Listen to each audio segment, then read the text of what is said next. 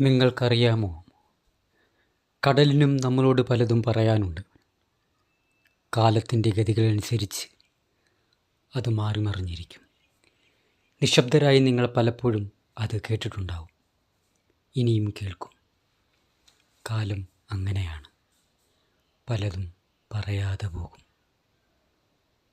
ഒന്നും മനസ്സിലാവാതെ നമ്മൾ പകച്ചു നിൽക്കും.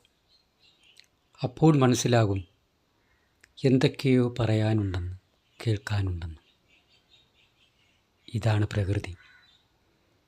നിങ്ങൾ കാത്തിരിക്കുമ്പോഴൊന്നും പറയില്ല, അത് നിശബ്ദമായി ഇരിക്കും. നിങ്ങൾ ശാന്തനായി ചെല്ലുമ്പോൾ അത് പലതും പറയും. നിങ്ങളുടെ മനസ്സ് ശാന്തമാകും.